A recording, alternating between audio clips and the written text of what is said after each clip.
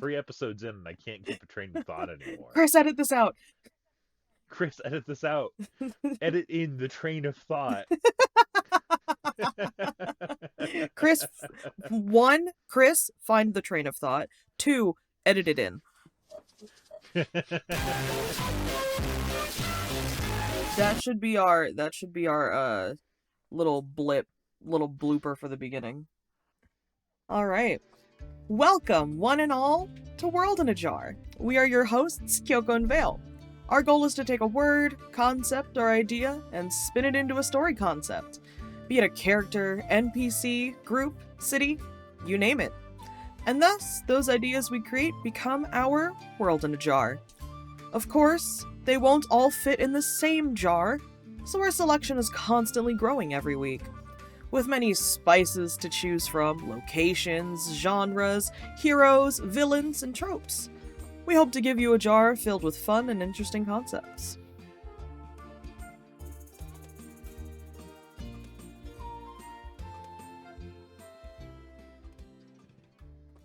But first, how you doing, Vale? Oh, tired. You and me both, I know. Oh, yeah. Except we both stayed up. You were at work. I was just watching anime. Yeah. Well, we were both at my work, technically. That is true. Since you were in the voice call. If anyone saw the tweet that I made at like 3:30 in the morning, that gives an idea of what we were talking about. Oh, what was the tweet? I didn't even see it. It was like, here I am in a voice call with Vale, just reading off a long list of Japanese words as I try to name a city. I did see that, actually. Yeah, I figured out a name for the city.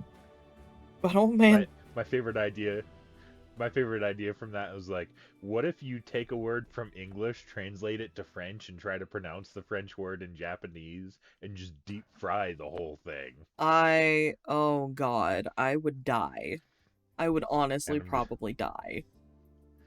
And I'm just like, what if you just like take an English word and pronounce it like an, because the idea is that it's a city of peasants that the nobles have named, so it's like they're naming it's got themes of oppression, so pretty similar to your idea from last week.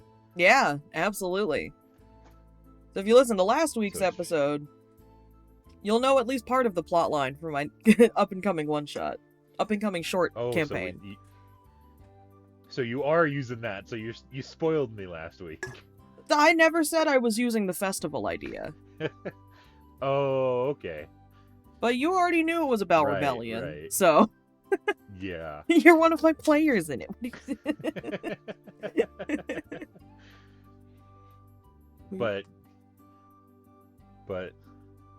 Yeah, I'm just like, what if you just name it something like trash in Japanese, or like just some disgusting name that none of us really know? Because one of the things that surprised me about Critical Role was in the third campaign in Marquette, Matthew Mercer named, I believe it was Basiris, I believe, was named pretty much just the Filipino word for trash or something, which is what one of my Filipino friends told me about when he was watching Critical Role. He's just like, he just called this place trash, and that's its city name. And I'm like, dude, same. That's just how I build my characters in my world, dude. Yeah, I came up with a pretty good name that fits into, like, a sort of lore thing that I have for the city. Because Vale and I are DMing in the same world. Vale has given me access to this world that they have created. And I'm running with it. So I named the city something really, really good. 日本語がしてる人、年の名前は有罪という言葉で。Vale, you don't get to know what I just said there. Do I get inspiration if I say that whole name? 有罪? The Oh, okay. yeah. I thought that whole thing was the whole name. Oh no, I was just saying, hey, for the people who know Japanese, this is the city name.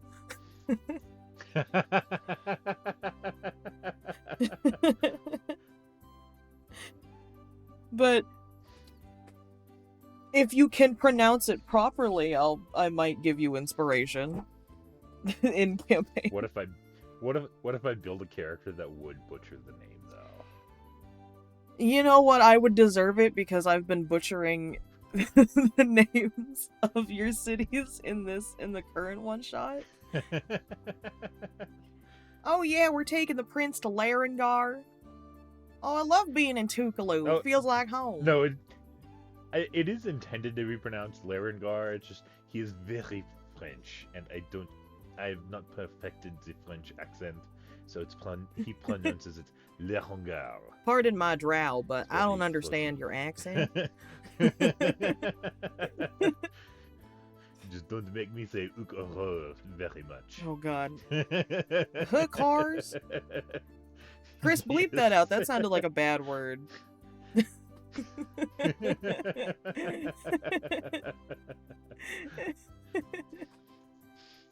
Oh god, that's an unsettling concept. Let's not Yeah. build around that. Well, all right. What are we talking about today, Vale? What is our topic? You get to introduce it today. We are talking about a class that is near and dear to my heart, Kyoko. Oh my gosh. Paladins Woo! are my favorite, have always been my favorite class in the game. They've always got such a nice tie-in to their story with their oath, and they can just do so much. If you want them to heal, they've got healing. They've got lay on hands. They get some healing spells. If you want them to do damage, just smite people. If you want them to tank, they've got AC and they've got HP. They can do everything, and they've got such incredible story concepts as well through their oaths, through what they devote their lives to upholding. Yeah, Paladins are super interesting. I haven't played one, but I'm thinking about it. Especially when you start getting into multi-classing Paladins. It's just like, what if I take this Holy Warrior and throw in Sorcerer? Or throw in Bard, so like they swore a holy oath to preserve musical traditions and whatnot.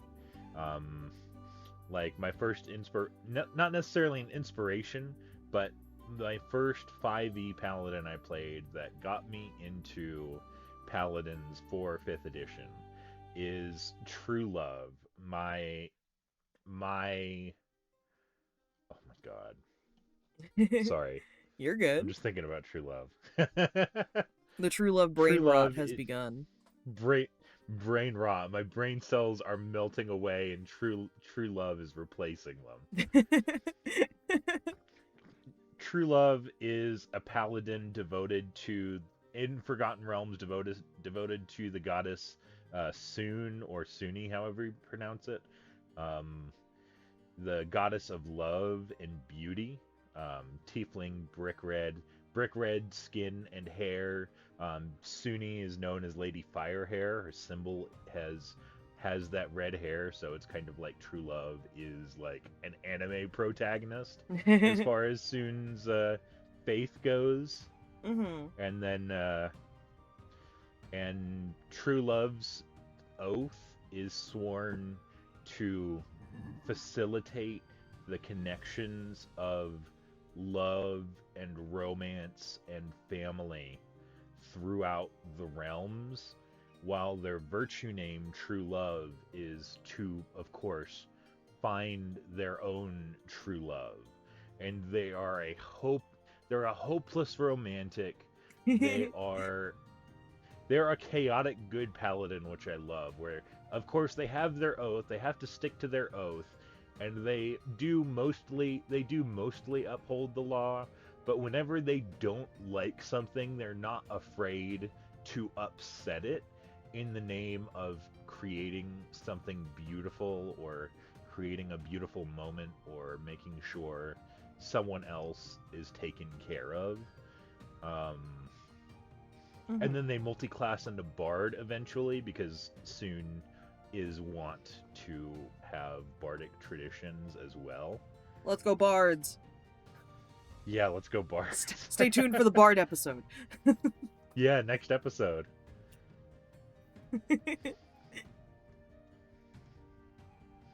And so yeah, True Love is my one of my favorite paladins I've ever played. Mm-hmm. They're just such an idiot, such an idiot, but such a lovable idiot at the same time. Oh yeah, and you've been playing True Love in Baldur's Gate. Yes, True Love is my Baldur's Gate protagonist, and I've been told that True Love could accidentally betray their oath and become an Oathbreaker Paladin, because the best oath that fits them is Oath of Devotion. Yeah. And there are ways you can betray Oath of Devotion. Ooh. And I'm worried that True Love's Chaos might do that, which might mean that I have to reload a save. Reload a save, or tread lightly. Yeah. But I haven't encountered that so far. So True Love has been devoted to their oath as of late. Nice. And they have romanced Karlach. They have found their true love, even though Gale absolutely thought he was a shoe-in for true love. With his flowery words, his poetic prose. Like the moment he introduced himself, I'm like, "Who are you, Gale?" He had that long introduction. "I'm a sucker for a glass of wine, and when the mood takes me, I'm known for a bit of poetry." And True Love's like, "Wow, you're really cool." But yeah, the moment Karlach came in and she's like, "I just want to hug someone." Oh. And True Love's like, "Oh no. You can hug me. Yeah.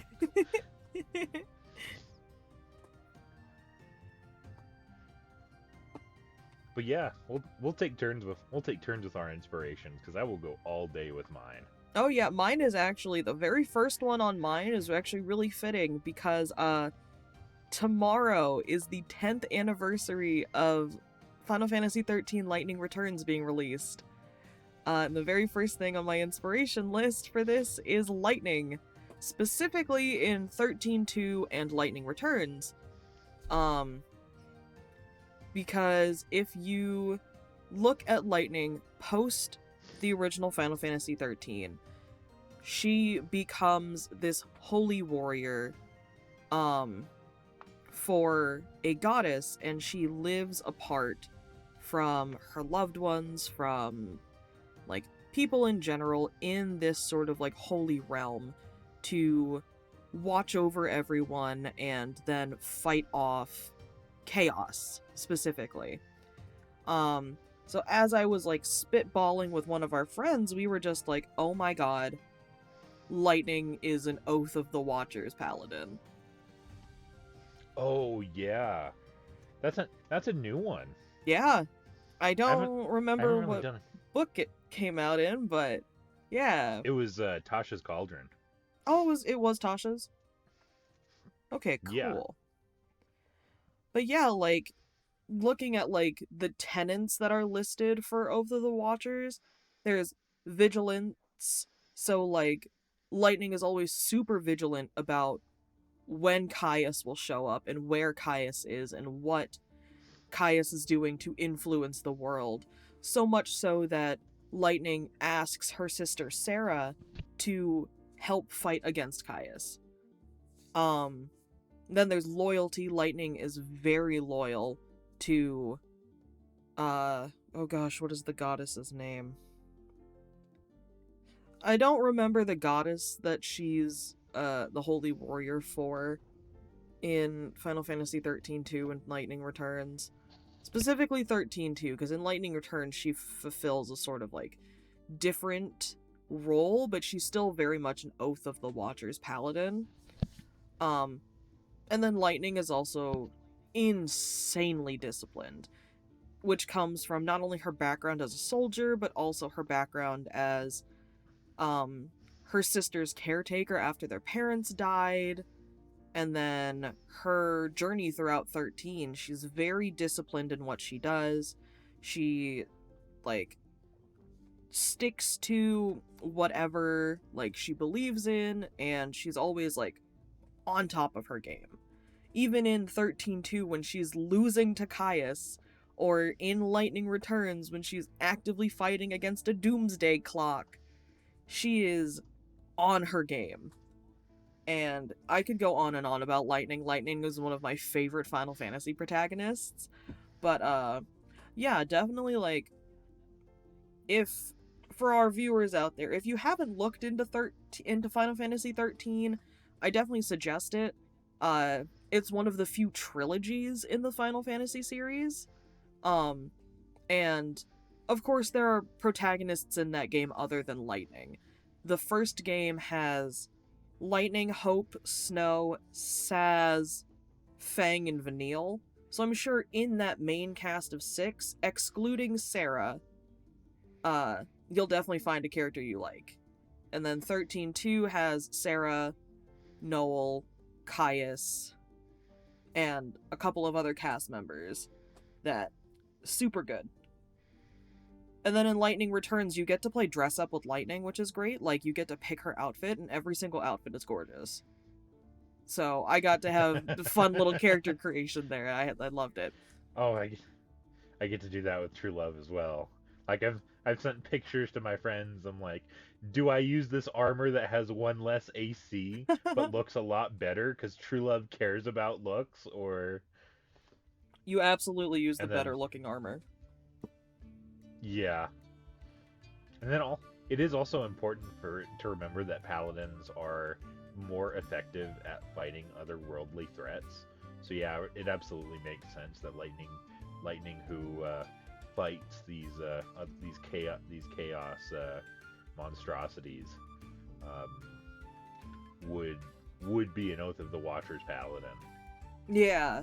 Like, she is, like, fated to fight against the man that, like, floods the world with chaos. She is, like, that's one of her, like, things that she was tasked to do when she was, like, whisked away by the goddess she's now a holy warrior for, is Lightning is fated to fight against this being of chaos, and I think eventually, like, die, but I don't remember. It's been a long time since I've played 13-2. I played it when it came out, and I haven't played it since. And that game came out in 2011? 2010? 13 Lightning Returns came out in 2013. So, I was in, like... I was a youngin'. We were both youngins.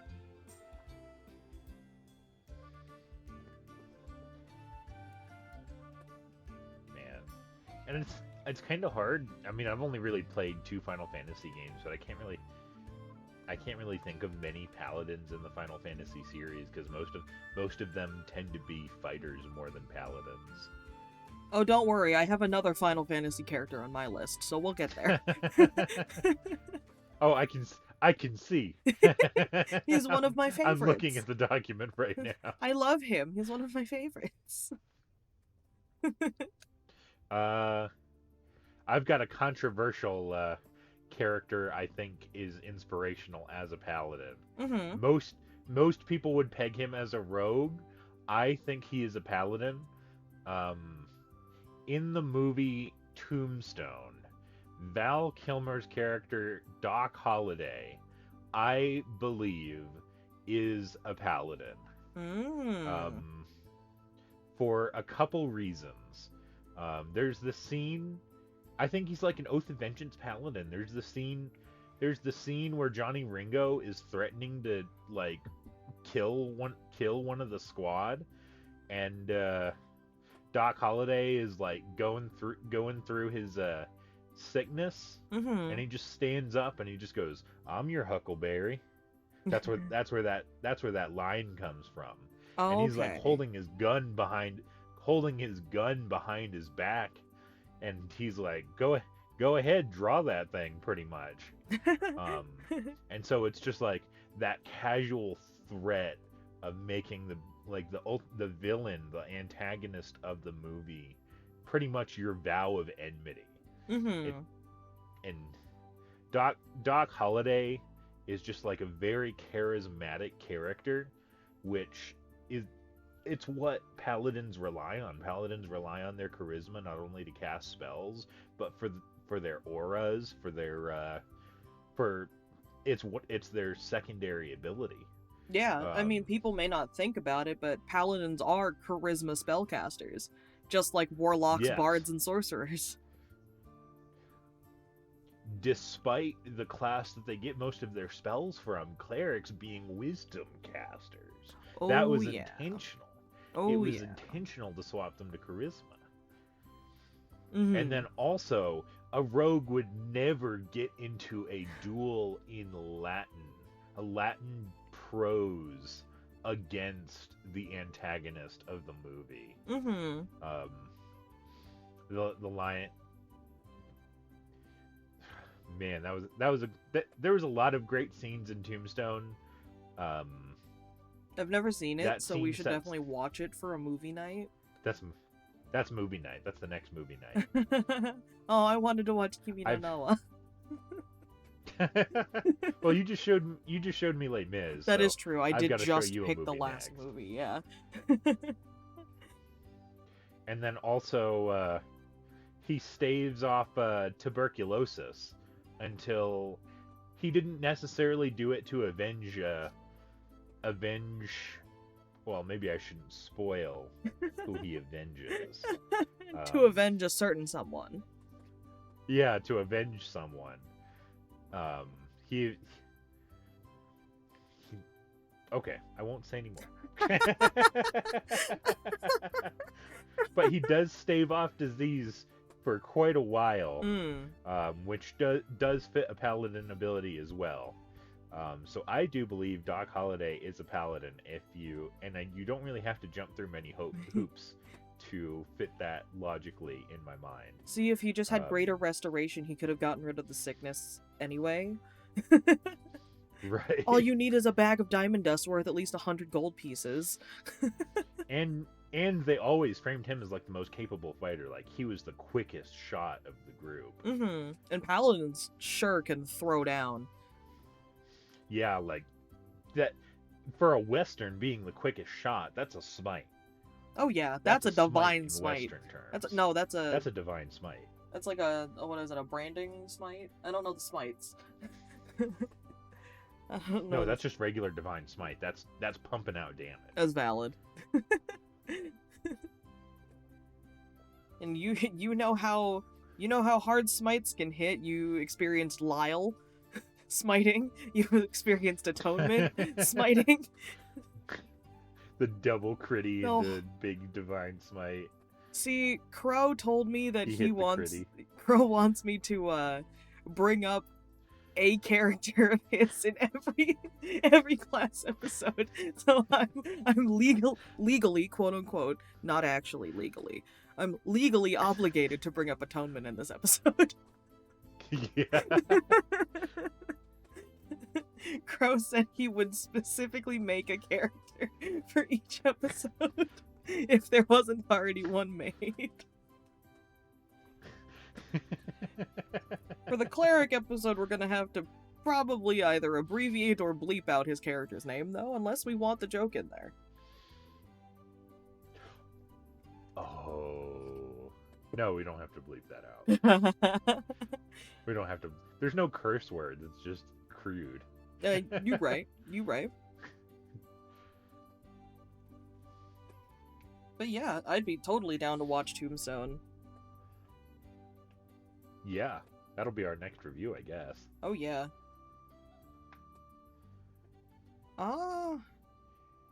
So next on my inspiration list, and this will probably be the last one I say. And again, another Final Fantasy character. This time, one of my favorite Final Fantasy antagonists, Sephiroth. Yay! Sephiroth. Ba, ba, ba, ba, ba, ba, ba, he ba. he has always been one of my favorites, even when because I didn't initially play Final Fantasy VII, like the PS1 version, until I was like 12 or 13. I played it when it came out on the PS3. But I remember I watched Advent Children when it first came out. And he's been in Kingdom Hearts since the first game. He's been like a hidden boss you can fight against. I remember in Kingdom Hearts 2, it was always said that you should not fight him unless you were level 70 or higher, because he was that hard of a boss fight in Kingdom Hearts 2. Yeah. But on what kind of paladin Sephiroth is, Sephiroth, from what I have gleaned from his character, especially with young Sephiroth being shown in Final Fantasy Ever Crisis, which is like the most recent Final Fantasy mobile game that has come out, that's coming to Steam, I think, in a couple of days. They show young Sephiroth as he's working for Soldier and Shinra and things like that. God, I butchered that name. The Japanese in me is really mad that I just said that like that, but it's fine. Sephiroth goes from Oath of Devotion, as he's like super devoted to Shinra and like fighting with Soldier and making the world a better place like that, to being an Oathbreaker paladin when he finds out about his past and what he actually is when he goes searching in the Shinra mansion.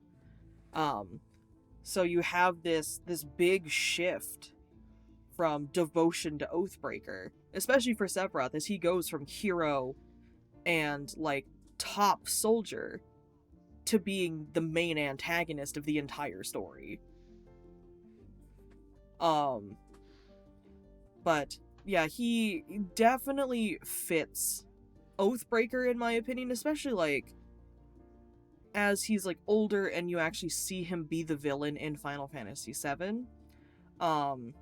He's imposing. You can definitely tell he has like, not only from his birthright, but also from like experiments that have been done on him and also all of his training in Soldier. He is a formidable foe. I mean, how many times has he put his sword through Cloud? And he killed Aerith. So, Yeah. like, I haven't played Final Fantasy VII, and I've kept myself mostly blind, and not necessarily by intention, but I have been casually been wanting to play Final Fantasy VII. The only thing I do know is that he puts his sword through Aerith. Yeah. Well, Final Fantasy VII Rebirth is coming out soon. That'll have, I think, the whole game at this point. It'll have all 3 discs that were on the PS1 game. And then I think also part of Crisis Core, which talked about Zack. And it's like the prequel to Final Fantasy VII. That is a big game. Oh yeah, Final Fantasy VII was one of the largest games to come out on the PlayStation 1. So much so that it had to have 3 separate discs for the game. Yeah. I remember my dad having 3 discs for that game, because my dad had it for PS1, but I never got to watch him play it. Yeah. Yeah, each disc had like certain sections of the story, like of course is like beginning, middle, end, basically. But just like the game, there was so much in the game that Sony was just like, oh god, how many discs do we have to put this on? And like the PlayStation 1 was known for having a lot of multi-disc games, because lots of PS1 games just have phenomenal stories. That of course then just all got condensed into 1 disc, or maybe 2 for PS2, because PS2 had better software, or better hardware, and things like that. But like even on the PS3 version of Final Fantasy VII, you still had to load multiple different files, because the game is just so big. And you still get all of like the polygon like stuff, but now with Rebirth, It's in full-on HD, looking even better than Advent Children did. And Advent Children, for coming out in, I think, 2007, looked phenomenal. So even for Cyberpunk and then also Final Fantasy VII, I bought the first Final Fantasy VII remake game. Yeah. There was 2 discs for that as well for PS4. Oh my gosh. There was 2 discs. It made me feel so happy. I'm like, Ooh. oh, this is nostalgic.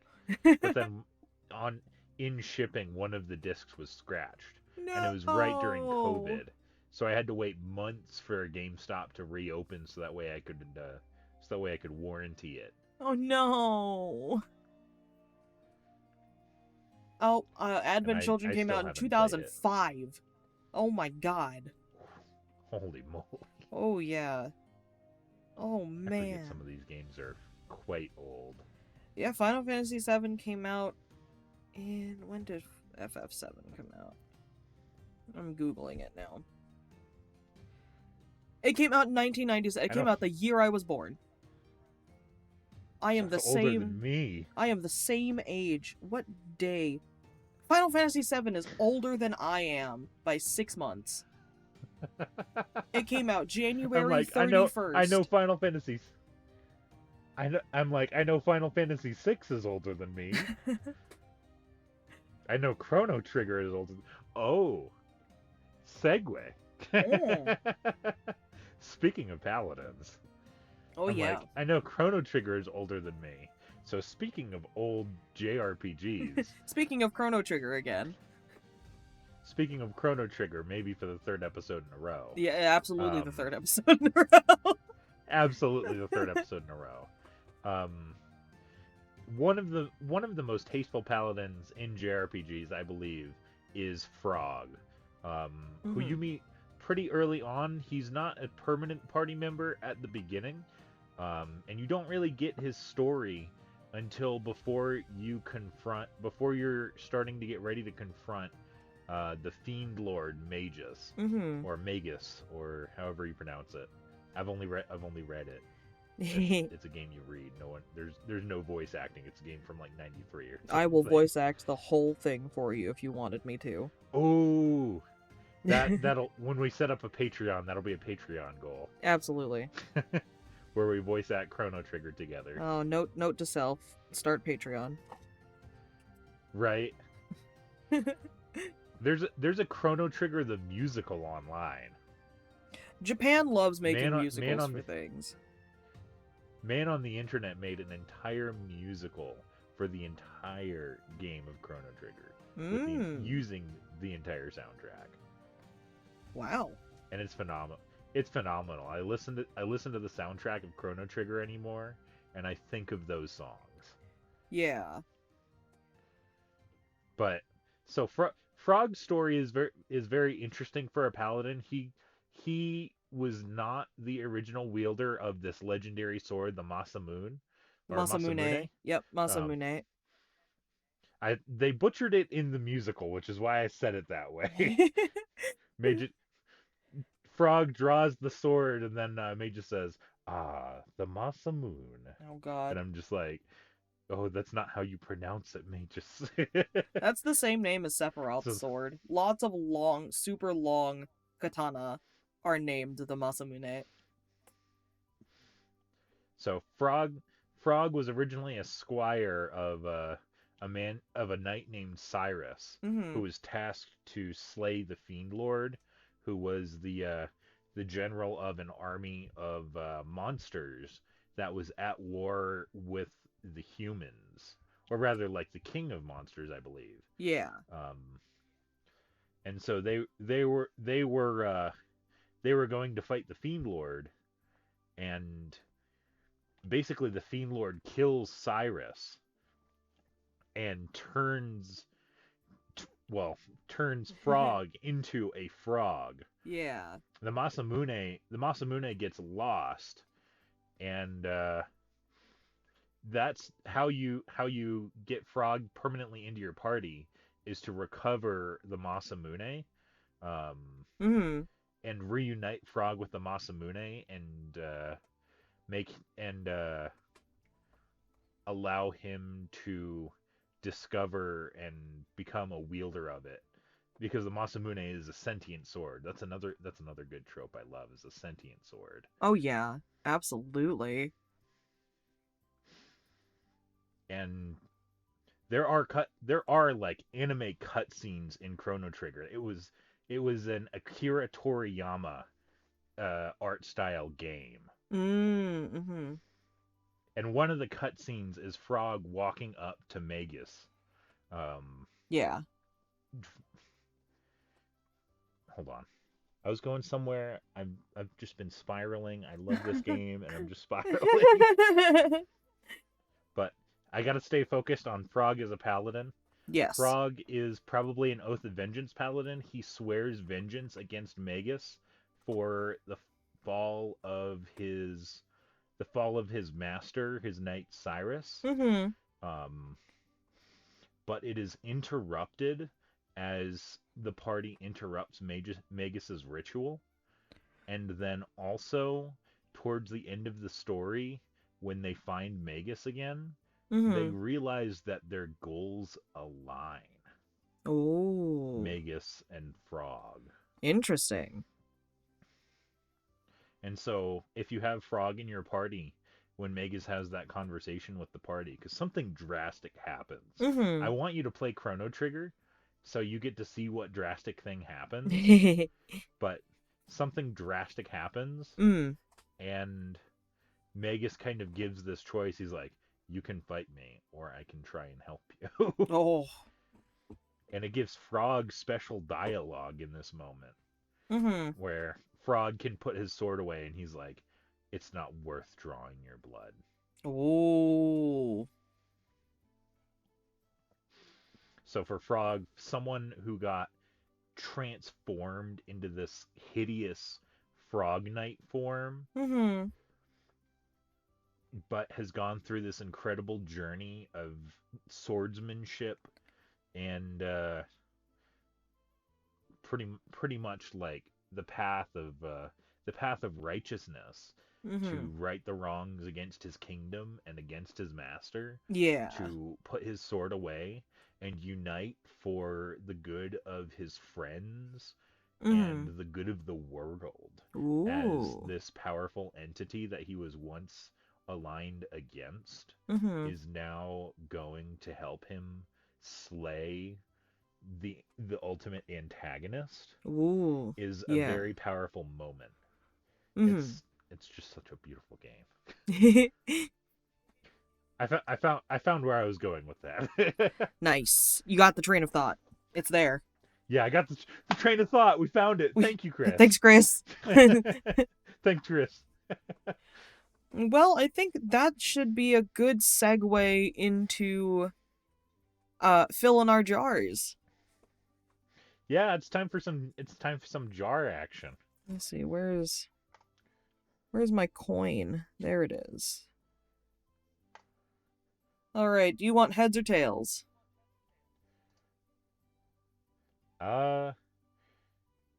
Okay. So, do we want to change up how we do the random words? Do we want nouns, verbs, adjectives, or just everything?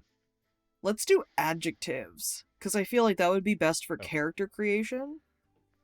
Because we're making specific characters this time instead of just story concepts. Yeah, that's what I was thinking.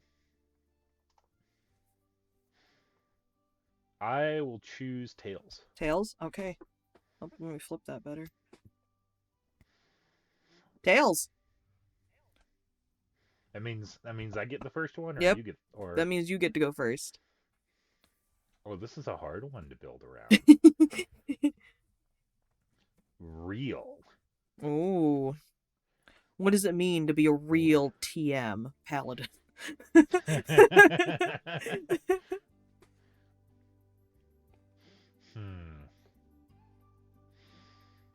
How do I build someone that's real? Well, you could build someone that... Paladin that breaks the A paladin that breaks the fourth wall.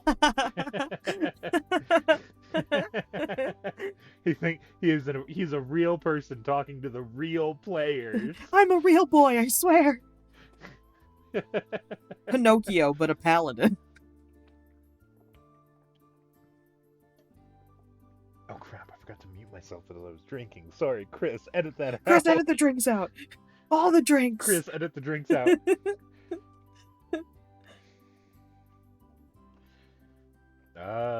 I've been sitting here just drinking tea out of my world's gayest bard mug.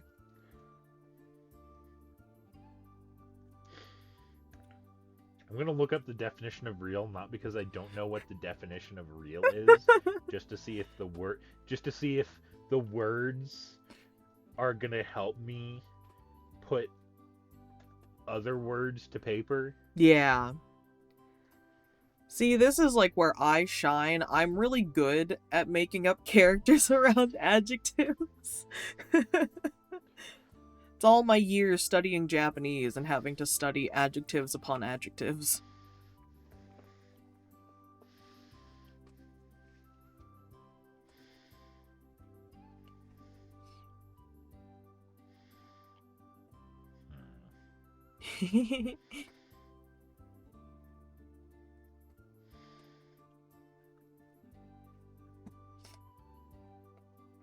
There are a couple of different, like, ways you can go about, like, making a character that is real. You could do, like, a character that feels real, so making them, like, more human, things like that, or more human, quote-unquote. Like, more personable, I guess. Like, more, you can sympathize with them better through their, like, background or something that they do. You could do, like, yeah. I kind of want to steal the second word and add the second word to the mix and have both of them. Oh, yeah. Go for it. So he would be both real and rural. Ooh. So I'm thinking this paladin comes from a farm. Mm-hmm. Comes from a farming civilization.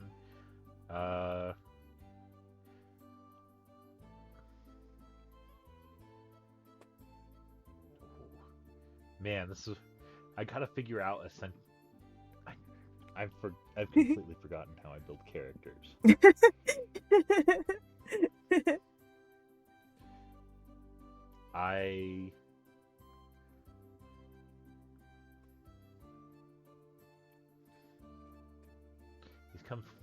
Help me out here. Yeah. So Throw you me a have lifeline. real and rural. So it could be, like you said, they come from like a farming community, or they could even come like come from a small rural town. They could have an oath, like related to like a farming, like a god of farming, a god of harvest, a god of weather, something like that. Oh. So it could be something like devotion. You could always do Oath of the Ancients, and their oath is to their ancestors. Yeah. Oh, that's interesting. Yeah, so it could be a little bit like Cosry, where he's adventuring at the behest of his ancestors. Yeah. Where his oath is to his ancestors after kind of graduating farming and coming into some more elevated power source, some latent power that his other family members didn't really have. Yeah. So it's almost like having a little bit of sorcerer in the paladin, but it's more paladin power. Yeah. And it could be it's driven. Go ahead. It's driven by the paladin. Sorry. Oh, you're fine. It's driven by the paladin finding their ancestors and probably, communicating with them and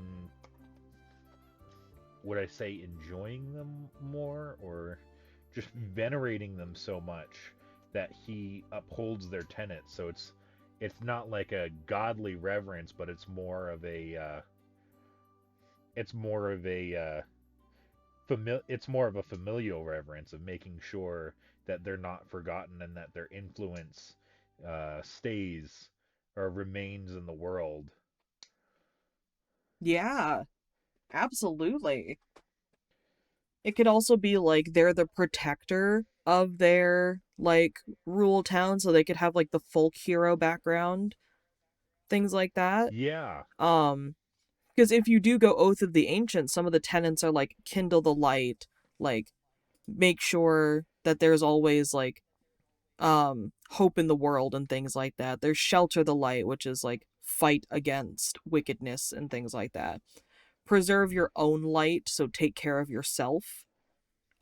And then be Hmm. the light, be a beacon of hope and things like that. So what if they're like the hero of their town, they're the main protector of their town and things like that. Like they fought Yeah. against like a blight or something like that, or something that has like afflicted the livelihood of everyone in town and has like been an active threat, and using their newfound like divinity through honoring and caring for their ancestors, whether it be graves, spirits, urns, things like that.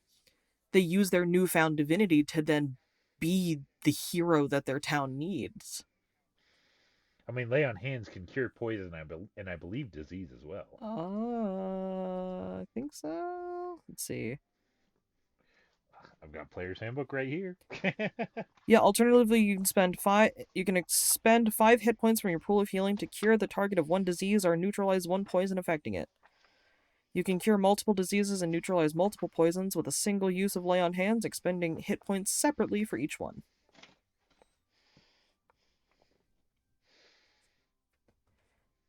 So yeah, through the force of venerating their ancestors, um, this also sounds a little bit like Milan, which we were going to talk about for our villain episode as well.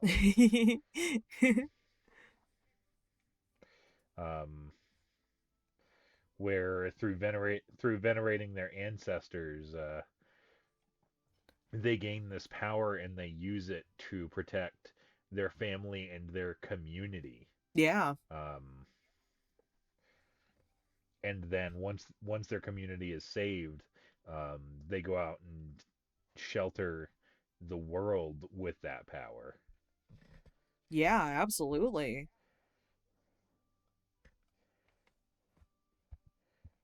Yeah, and I guess that like So yeah, makes what's them seem more real too, because it's just like if you come from a very like loving and supporting community, or even like a very loving and supportive family, you could like someone could want to honor them and protect them and things like that.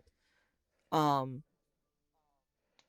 it also could be like how in certain cultures around the world, honoring your ancestors is a very important thing. Honoring those of your family and close to your family that have passed is a very important thing.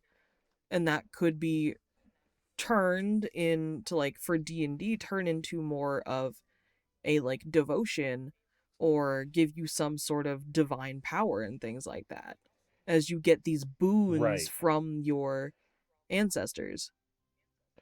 right. And that's one of the things that I love about how Fifth Edition changed Paladins, where you're not getting your powers from gods anymore. You're getting it from your oath. So Yeah. you don't have to worry about worshiping a god to get your powers anymore. You are getting it from your oath to that you swore upon your family or your ancestors to uphold. Yeah. And so now your ancestors are watching over you and ensuring that you uphold this oath. Yeah, absolutely. I think that's really compelling. Yeah, because like it could be so easy. Like you could almost clearly see the line that they're teetering on that could tip them into Oathbreaker. Right. especially if they stray away from home and actually go adventuring and things like that. Like, how do they balance being Oath of the Ancients without tipping into Oathbreaker? Or into any other oath for that matter. But then this is also like their family. They're watching, and they're watching with a very caring eye. They're like, oh, they're trying their best, but man, I wish they would be better. Yeah, yeah, that is also very real. Remember, you've just got like the crabby grandma. They're like, I told them to be better, and now I'm dead, and they're being worse. Yeah. It's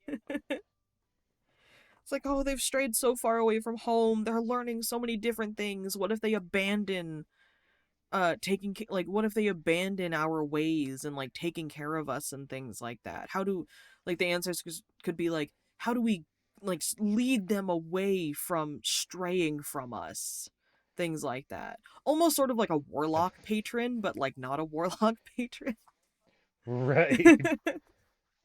There's a lot of different things that like Oath of the Ancients could fall under. It could fall under like Path of the Ancients, Barbarian. It could fall under Druid. It could fall under Warlock. Yeah.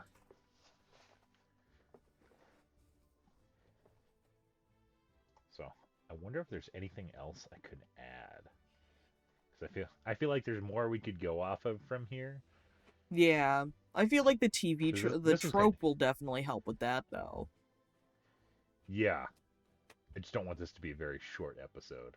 Or maybe we could just do multiple characters. I mean, we could. I mean, we've been recording for 53 minutes at this point, according to my recording. Ah, okay.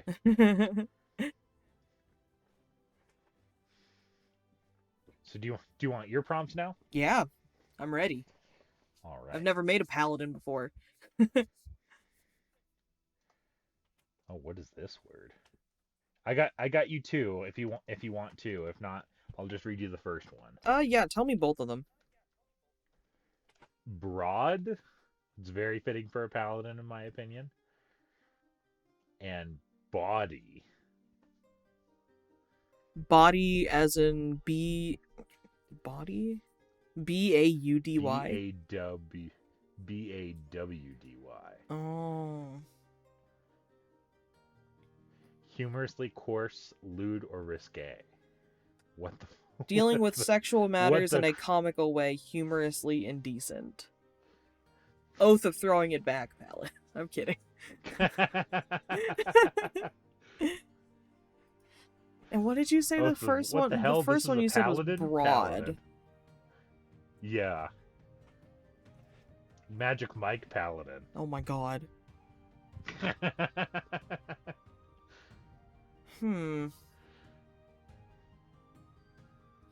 These are hard. These are not...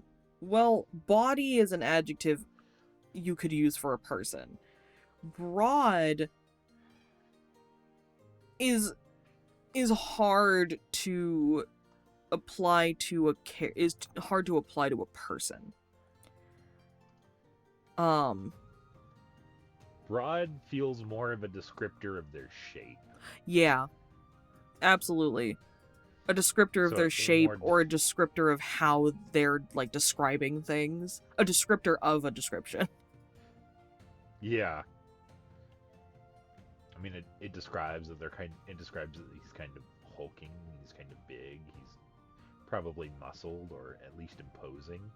But then body. Yeah.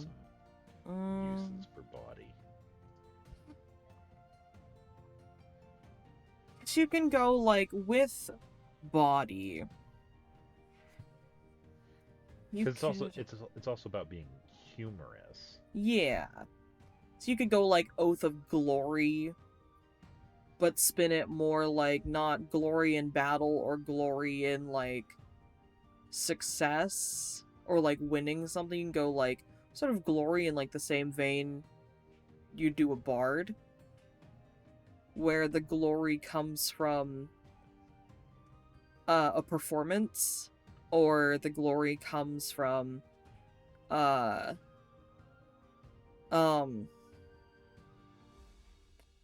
like the idea of like winning a social situation. Sort of. An entertainer. Yeah. Paladin. Yeah, you could do like entertainer background paladin, yeah. And the way that they entertain is through racy, hilariously sexual jokes. Like they're a stand-up comedian. Merriam-Webster's example. Yeah, Merriam-Webster's example is a bawdy comedian. Yeah. Yeah. So how do we get from A to B from comedian to paladin? You do Oath of Glory, you could probably spin Oath of Conquest to that, like they want to be the greatest comedian in the world, and they want to conquer the comedian. Yeah, they're just so devoted to their comedy that could you imagine being an Oath of Conquest paladin and like being in a contest, like a contest of stand-up, and you just cast fear from backstage against someone that's doing better than you, and they'd piss their pants? Oh my god. Oh my god. This would be a paladin that would definitely, like, multi-class into College of Glamour Bard. Yeah. Oh, so this is true love. This is a true love multi-class. I feel like it would really work with Oath of Conquest. Or you could do even, like, Oath of Devotion. If you, like, ignore the tenets of devotion, basically. If you ignore the tenets. Right. Because they could be, like, devoted to their art. Devoted to their craft. Things like that. Right. We gotta think of the backstory, though. Like, where do they come from? Okay, backstory. They come from a very simple beginning. It's just them and like their parents in the city and things like that. But they have these dreams of wanting to like go out and make a name for themselves. Like they see like all these street performers in their town, or they see like posters of heroes coming in and out and things like that, and it's great.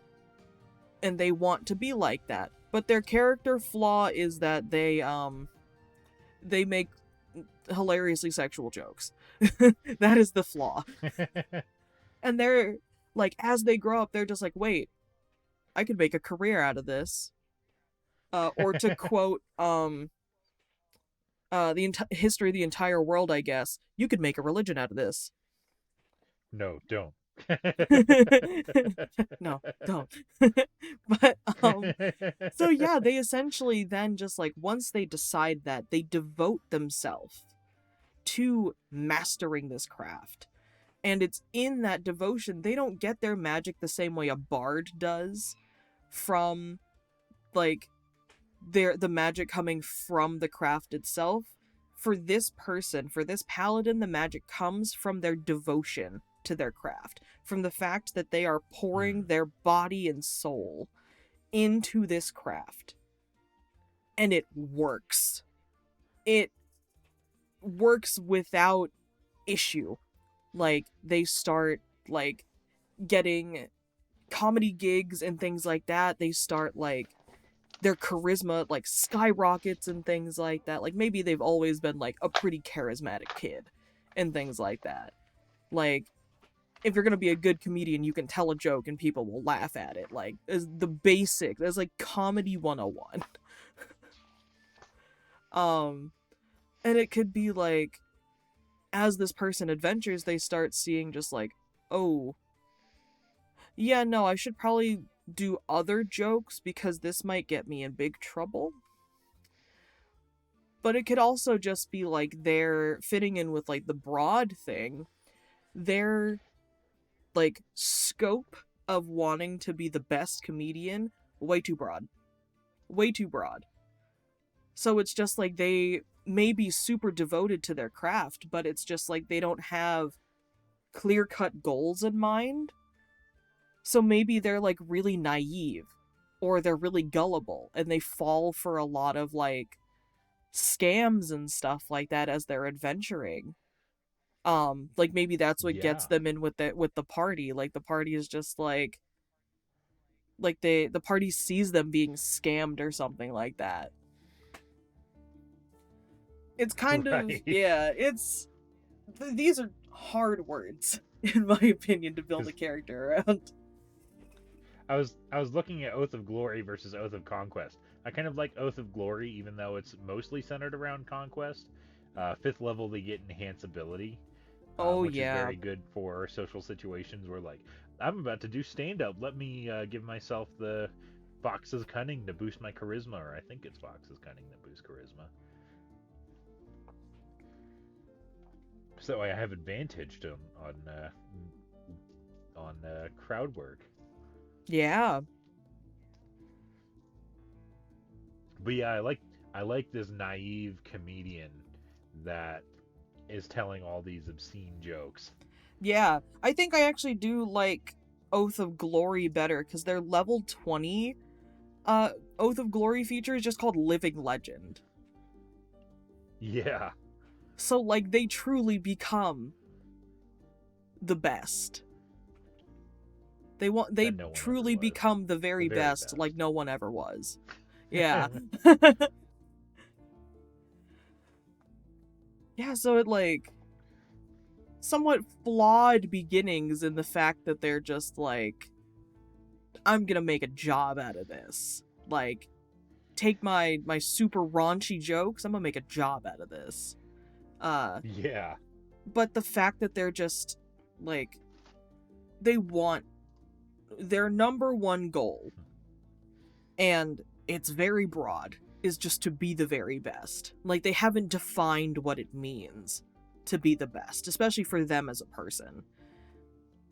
But right right. now, it's just like, I want to be the best there is. The best at comedy, the best at being the best, the best paladin, things like that.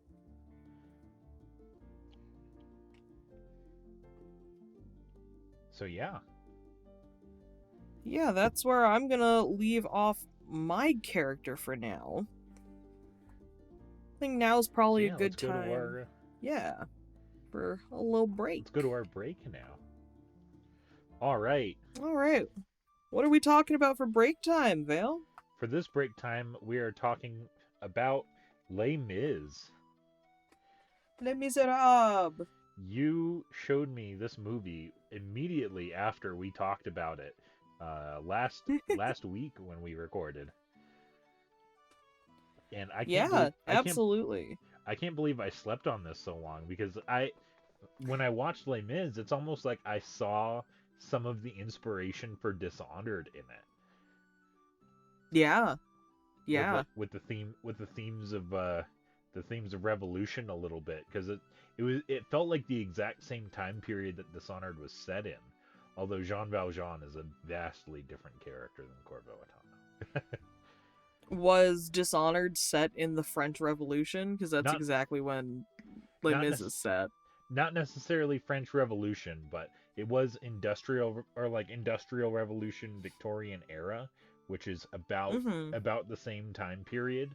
It's got close to the same aesthetics, um, Yeah. about the same appearances, and then also Mm-hmm. the same themes of revolution, um, as Corvo gets reduced to nothing, and that reduced to nothing. Pretty well, Jean Valjean is reduced to nothing, and then is chased throughout the entire movie, throughout the entire play, while Corvo tries to climb his way back into the Empire's stability, Yeah. where Valjean is fighting to for the betterment of oh, what's her name? Cosette. Cosette. Yes. and then to Yeah, Les Mis actually started out as a novel, yes, which was then made into a musical. I was reading about that. Yeah. So yeah, I love Les Mis. It's one of my favorite musicals of all time. I've seen the stage play version and I've seen the movie. Of course, I love the stage play version and stuff like that, but the movie holds a very it holds a special place in my heart because I love the cast. Especially like Anne Hathaway as Fantine, Amanda Seyfried as Cosette, and Eddie Redmayne as Marius. I don't remember. Actually, I'm gonna look it up real quick. so after listening to some of the play and just musical adaptations of Les Mis, Mm-hmm. I wasn't so impressed with Russell Crowe's musical takes. Um, Yeah, but a lot of people hold that opinion I did too. I did enjoy how imposing he looked as Javert though. He was still a very Yeah. imposing Javert.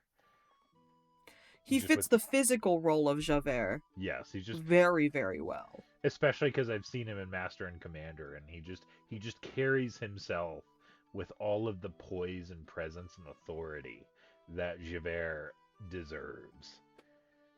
Oh yeah. Yeah.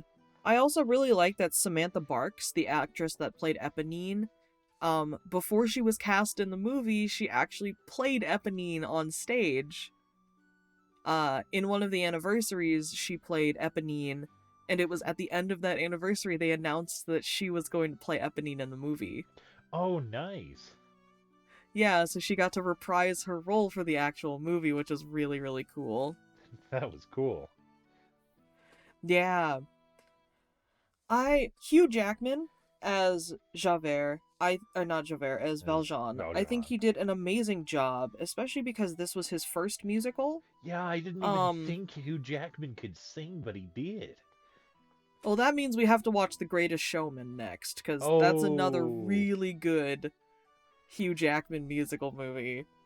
Yeah. I love The Greatest Showman. We'll get into that another time. I've heard one of the songs. It's so good. It's so good. Like, Zac Efron does an amazing job in The Greatest Showman, but like I said, we'll get into that another time. But Les Mis, I got to, when I was in undergraduate and doing voice lessons for singing, I got to do one of my very last songs I ever did was On My Own from Les Mis. Yeah.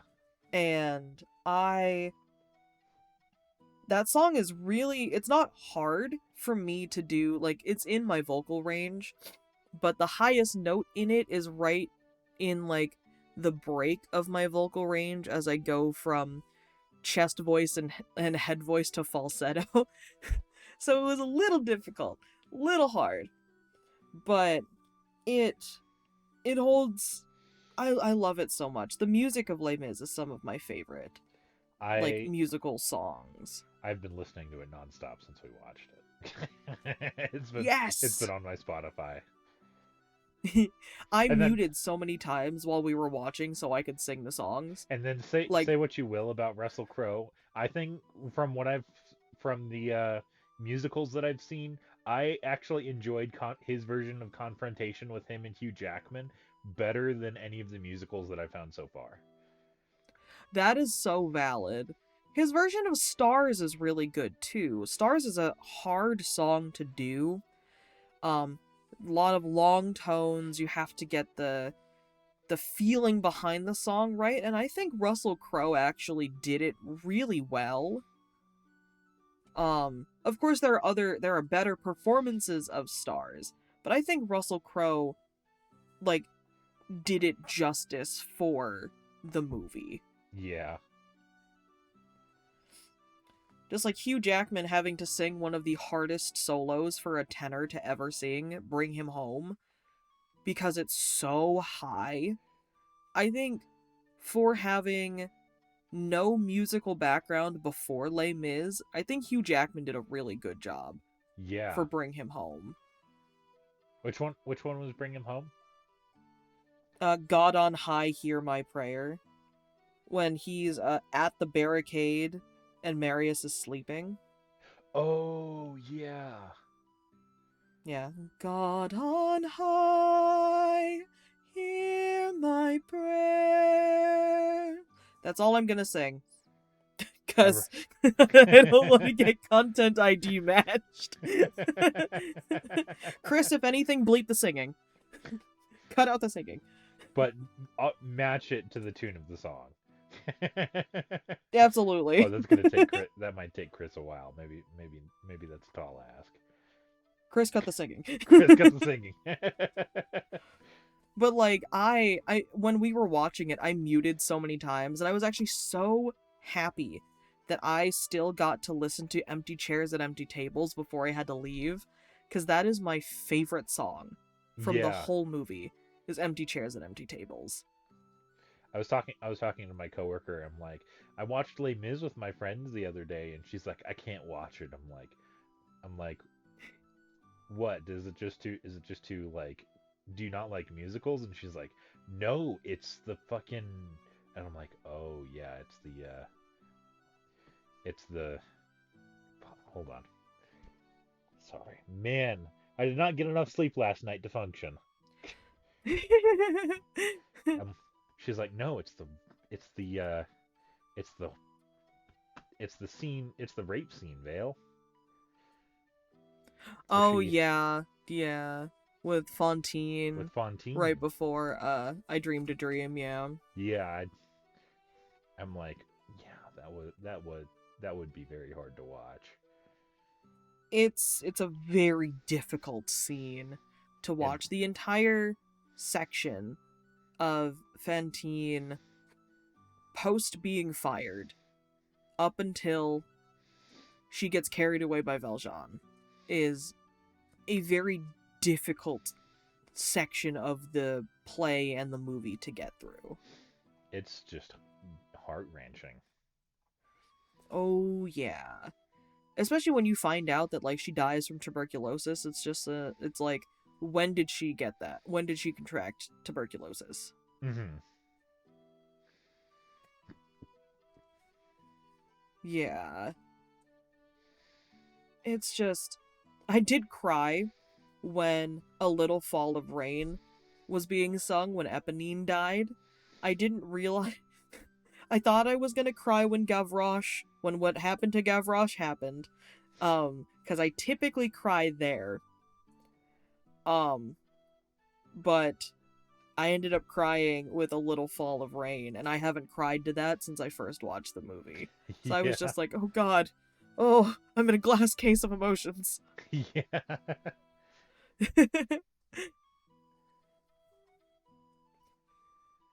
But yeah, I loved that musical, and the movie had a lot of interesting details they hid away that you wouldn't necessarily be able to put in a musical. Like, I really loved the detail of the candelabra as Valjean was packing up his stuff to leave again, as he packed it in his suitcase or whatever.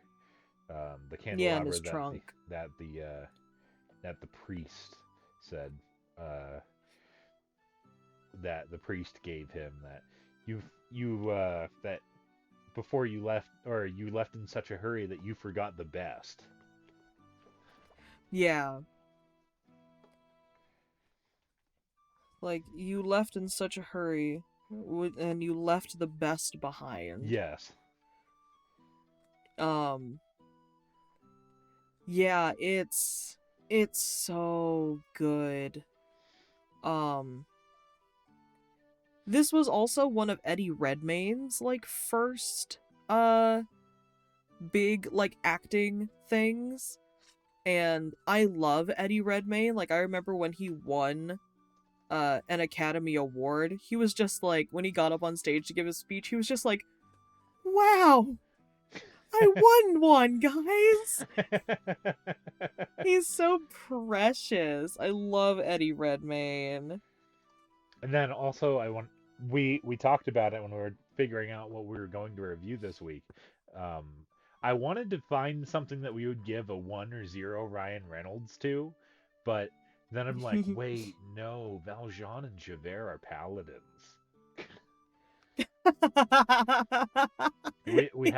we have to at least mention that Javert is absolutely paladin energy. Like, he is strictly lawful good paladin.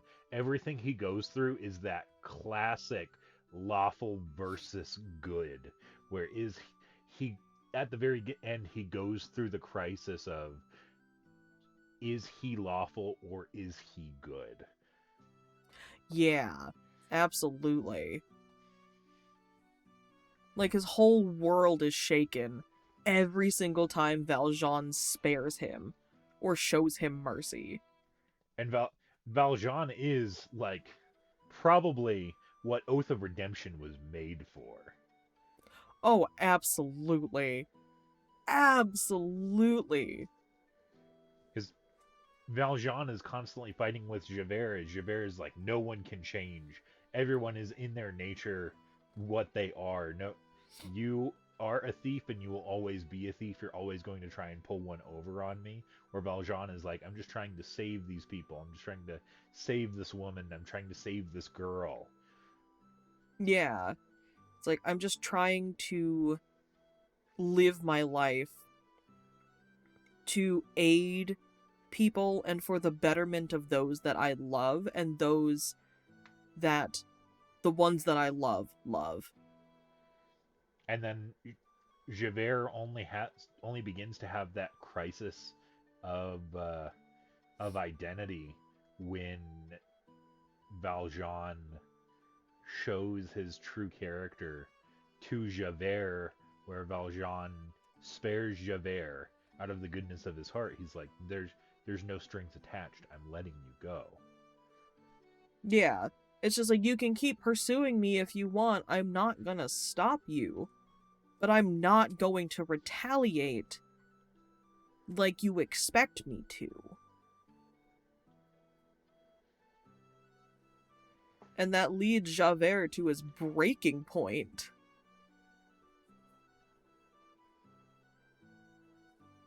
So yeah, I thought that. I personally, yeah. Oh yeah. I personally give Les Mis 5 out of 5 Ryan Reynolds. I give it 5 out of 5 Reynolds too. Wow, 3 episodes in a row with 5 out of 5 Reynolds. Yeah. Who would have guessed? Well, the cut review, you gave something a 2 out of 5 Ryans. I did, yeah, but the audience doesn't know that. Right. That's not public knowledge. We really have to find something to give 0 Ryans on. We just have to. Oh, absolutely. We just have to find something so foul. You just watch a really shitty movie. We gotta watch The Room. Or a really shitty playthrough of something. Oh, we God. gotta watch The Room. No. I haven't watched it in its entirety, and I kind of refuse to. I have But never either watched way... it. Oh, God. Oh, God. I don't want to. But we gotta watch it with But Pro, either way... Because we always say, That's oh, hi, true. Mark, to him. Oh, hi, Mark. I did not hit her. I did not. But either way, yeah. 5 out of 5. Ryan Reynolds for Les Mis. And all iterations. Absolutely. Every iteration. All right. Back to Back to the episode.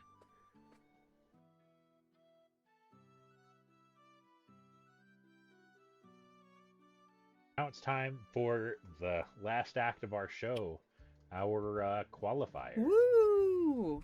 Where we add a random TV trope to our characters. Would you like heads or tails? So, I would like tails. Oh, gosh. Please. Where did it go? There it is. I have flipped it twice, and both flips... Oh, that went completely wrong. Chris, cut that out. Chris, cut out all the bad flips. I can't flip the coin. It landed in my washi I tape love how dispenser. I love how vague that sentence is. It's like, Chris, cut Chris, that cut out that. right now. Like you're like you're just ushering a command like you're his parent. Chris, cut that out. Whatever you're doing, I cut cast that out. command on Chris. Stop Cut. playing with that. Alright, heads. Okay, so you get the first prompt. Alright. And I think it might be kind of fitting with your character who just wants To be the best. to win Yeah. it all. A failure montage. Oh, man. A type of montage in the approximate inverse of a hard work montage, which shows a character or series of characters trying and failing to achieve some specific task, such as building something, finding a job, finding romance, or performing a skill. The intent is to show either that the characters are hopelessly inept or clumsy, in which case it will probably include moments of epic fail, or how is that even possible? Or that the task is extremely difficult. And so, obviously becoming the best comic paladin, or the last comic paladin standing, is a very difficult ordeal. Yeah. I feel like portraying that in a character would be better through, like, backstory exposition or talks with, like, a related NPC or something like that.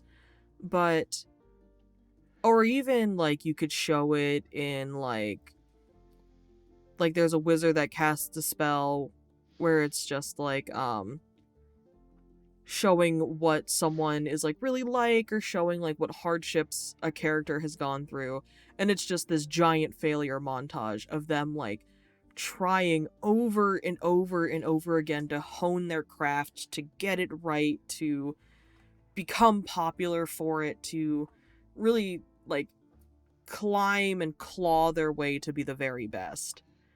And it shows that it really shows off almost their true nature of just wanting the glory.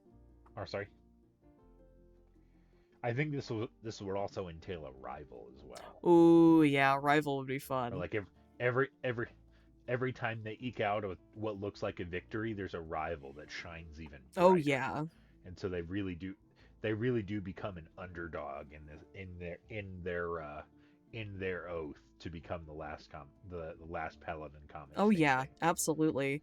Like, one thing that I always think of is just, like, how you can really show growth in, like, a model where you have these inclines and then a plateau and another incline on a plateau, and the hardest part is when you get to the end of the plateau right before you start the incline again. That's where a person needs to put in, like, the most effort to actually start the incline. And it's just like, this paladin, this Oath of Glory paladin, has been, like, fighting their way up the inclines and fighting their way on the plateaus and back up the inclines. And every single time when they fail, their rival just shines even brighter. And it's just like, this paladin, I can imagine, gets so mad. They're just like, I'm trying my best, why are they better than me? Yeah. We're not doing anything different, why are they better? But then it's also the trials and tribulations that makes the story juicy. Oh yeah, absolutely. Maybe their rival is a paladin warlock who sold their soul to a devil to be exactly. And they have to overcome these short rest spell slots. Or what if it's like what if it's like, instead of being like another paladin, it's a bard warlock, College of Glamour bard under Archfey patron warlock. Oh, and they're just charming the people. Bard charming people, cast hideous laughter on one of the judges. Yeah, exactly. Like, what if this rival unbeknownst to the public eye, is just using all of these super underhanded tactics. And I mean, yeah, like, that might take away from the struggle of the Paladin, but it's also just, like, if the Paladin doesn't know either, then they're just like, what am I doing wrong? Like, I'm still very much, I'm holding my oath to glory and wanting to be glorious and have, like, the spotlight on me and to be the absolute best. But what am I doing wrong? And it makes them question their oath at some point in the story. Mm-hmm. And their big character Oh man, if breaking they point, were... like breaking moment, could be choosing to become an oath breaker or continuing their oath with even more, like, devotion, with, like, even more power. If only they were Oath of Devotion to get that that aura that prevents people from being charmed. So it's like they have that moment where the bard is charming all the judges, and the paladin just walks over to the judges. Yeah, or is, like, sitting near them or something, like it's like they're watching, because you can do that at, like, some competitions and stuff like that. Like, if it's not your turn, you have a big break between you and a person you want to watch, you can go out into the audience and watch and things like that. Like, what if they get a close enough seat to the judges and they use that aura, like, if they were Oath of Devotion, things like that. That'd be really cool. Yeah. Like, what if they could switch at some point? Like, if they notice this is happening, they could switch from glory to devotion. Instead of having their oath be to being the best, they're devoted to their craft. Or they're devoted to making the world of comedy a better place, to weed out these underhanded tactics and things like that.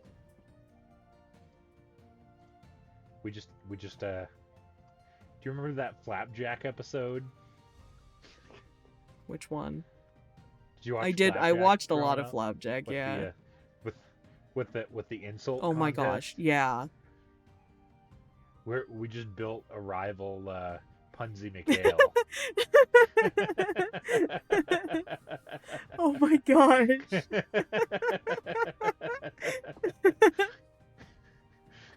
Oh no. Oh. Oh, I really like that they just have this super underhanded rival that is just like, and what, because the rival's a bard, it's like the rival does really well, and one of the tribulations that the paladin goes through is that the bard shit talks them before the paladin goes up and casts vicious mockery on them, saying the bard disadvantage just on vicious their mockeries performance. them. See, I knew I was gonna squeak a bard in here somewhere.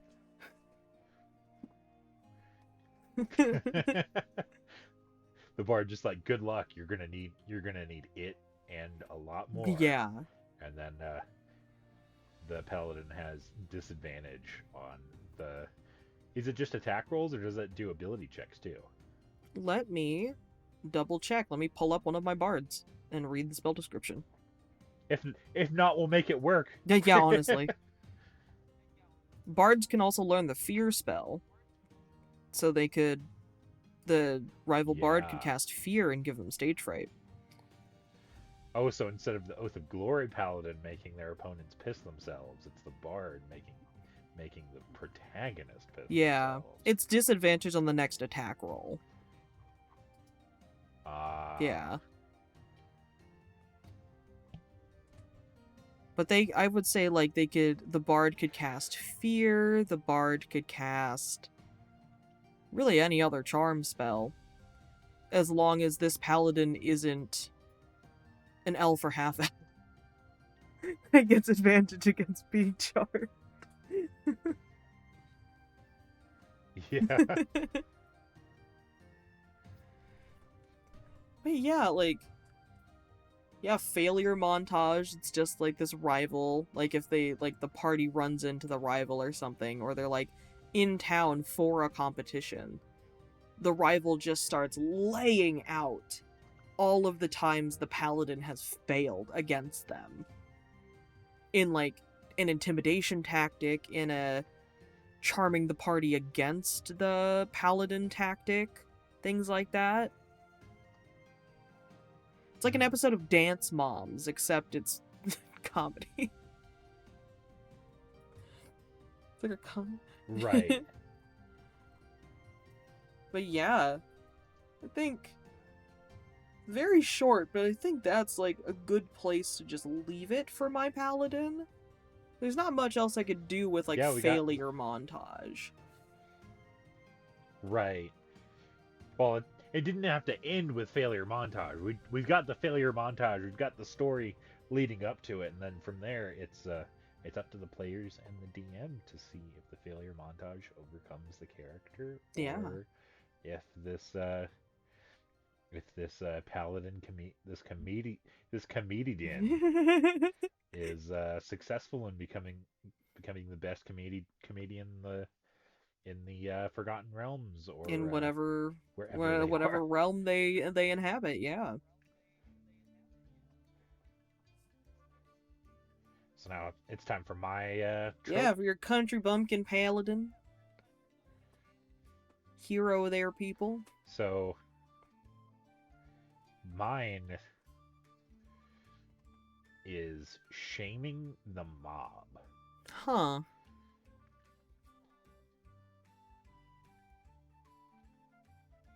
Hopefully this one works. The mob is out in force, toting torches and pitchforks and demanding blood. All that stands between them and their target is our hero. The hero gives a speech and the mob is ashamed. Dejected, they turn and leave. Mm-hmm. This sometimes works on a powder keg crowd as well, but only if done before the violence breaks out. Once the riot starts, nobody's listening. Occasionally this doesn't work. The mob stops in their tracks, hears out the speech, and then keeps right on with what they're doing. When it works, almost guaranteed to be an instance of verbal judo.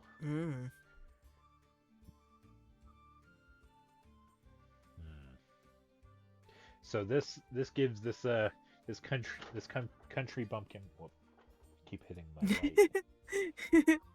This gives this homely, ancestor-driven paladin a kind of cause where would this happen at home or would this happen away from home?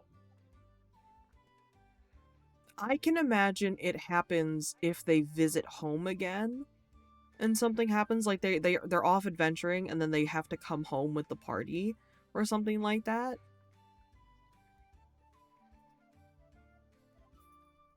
Yeah, they come home with the party and they see that their tensions are high in their community, and that there's an angry mob kind of storming out to probably not their parents, but maybe the local lord, and the character steps in, and rather than like squaring up with the mob and probably against their family, it's the character is more inclined to give a speech. This isn't what my brave ancestors would have wanted. This isn't what my family taught me. This isn't what our community has fostered within me. You all raised me to be this way, and now you all are acting out against the way that you have taught me to be. Why are you going against everything that you have taught me? Yeah, absolutely. So we have to design this scenario, I think, back home, that the mob is angry.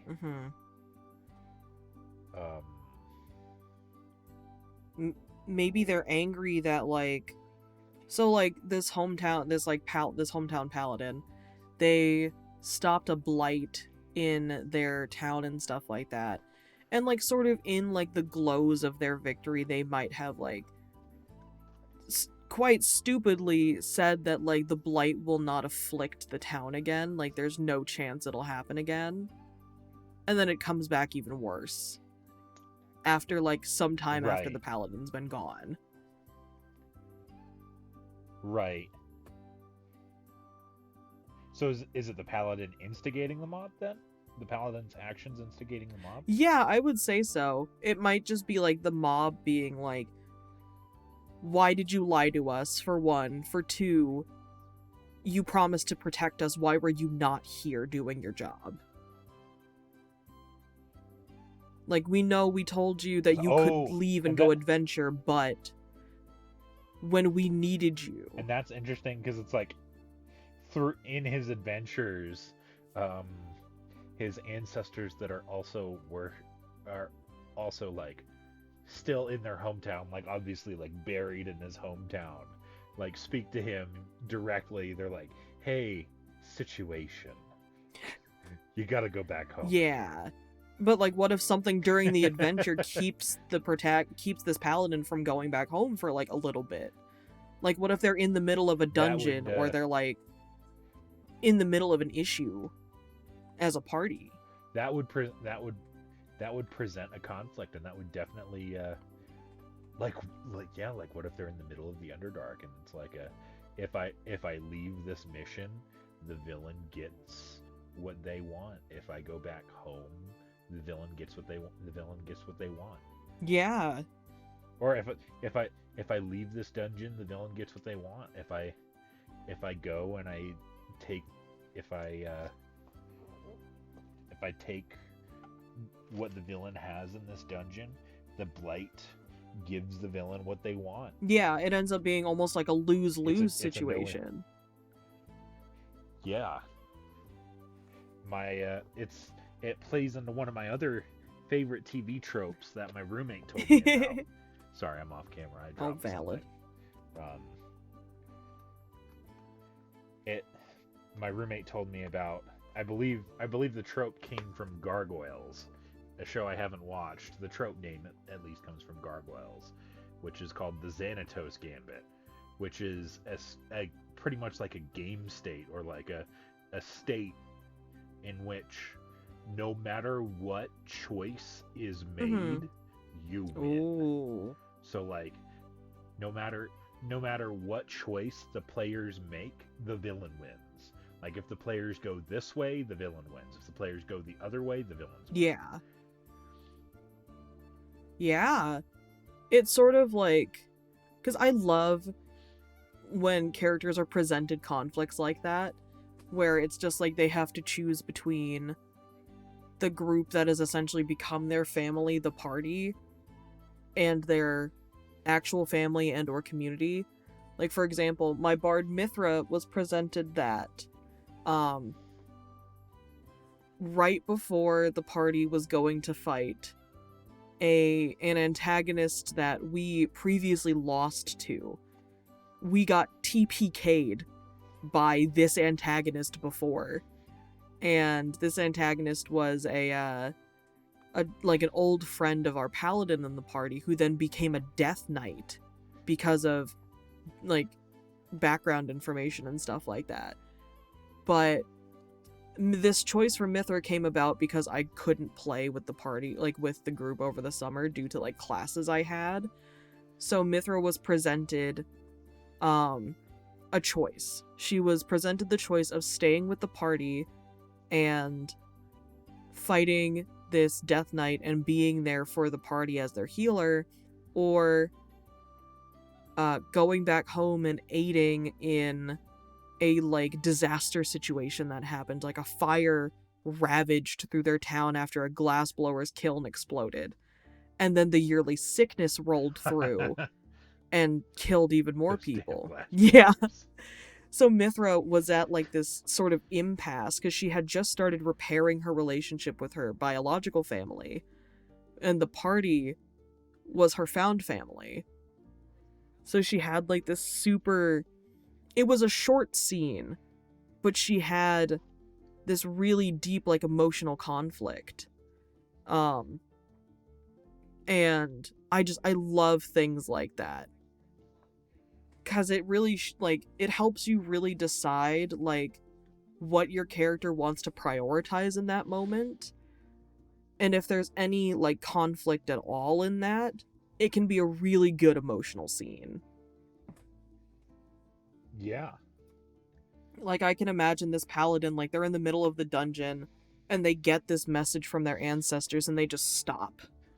They freeze in place, and the party's just like, hey, what's going on? And this paladin's just like, something happened at home. Like, something is actively happening and hurting my community, my people, my family. What do? I can't just leave you guys. Like, we can't just leave in the middle of this. But I don't know how much longer they're gonna have. And things like that. So this paladin goes through this big emotional turmoil. And they have to essentially pick and choose in the moment out of these, like, which is the lesser evil, essentially. Right.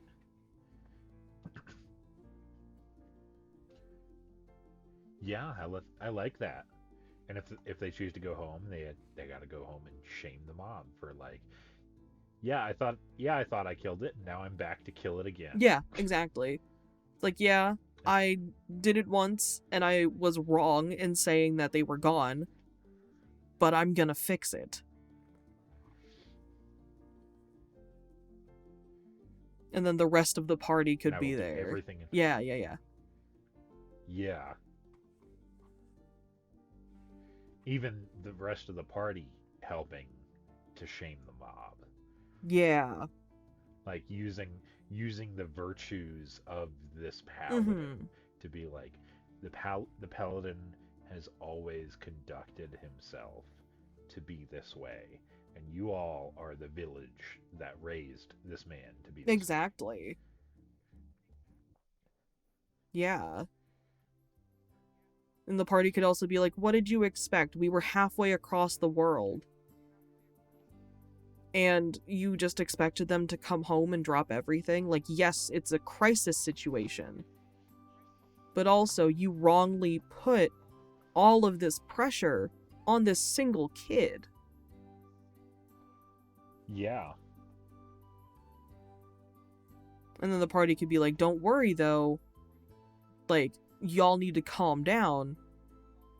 Because not only are they here to fix it, we're here to fix it.